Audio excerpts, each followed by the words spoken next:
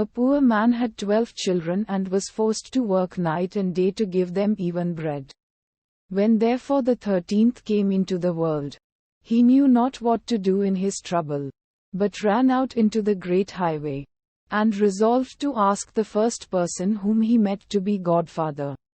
The first to meet him was the good God, who already knew what filled his heart, and said to him, "Poor man, I pity you.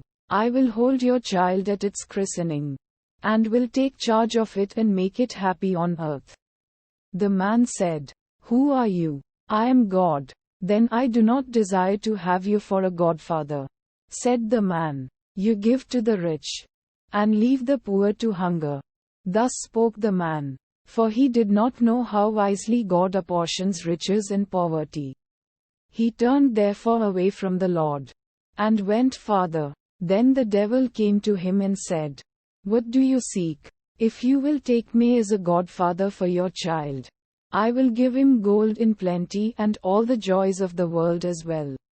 The man asked, "Who are you?" "I am the devil." "Then I do not desire to have you for godfather." Said the man, "You deceive men and lead them astray." He went onwards, and then came Death striding up to him with withered legs, and said, "Take me as godfather." The man asked, "Who are you?" "I am Death, and I make all equal." Then said the man, "You are the right one. You take the rich as well as the poor, without distinction. You shall be godfather." Death answered, "I will make your child rich and famous, for he who has me for a friend can lack nothing." The man said, "Next Sunday is the christening. Be there at the right time." Death appeared as he had promised, and stood godfather quite in the usual way. When the boy had grown up, his godfather one day appeared and bade him go with him.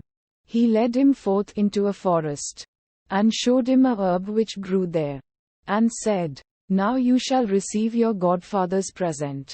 I make you a celebrated physician. When you are called to a patient, I will always appear to you.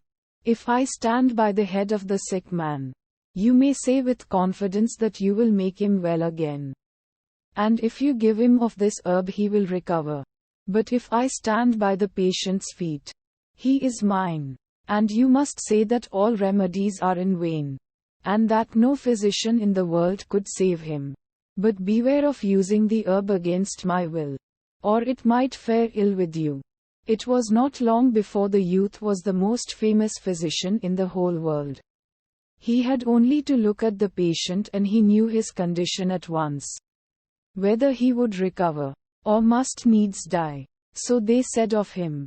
And from far and wide people came to him, sent for him when they had anyone ill, and gave him so much money that he soon became a rich man. Now it so befell that the king became ill, and the physician was summoned, and was to say if recovery were possible.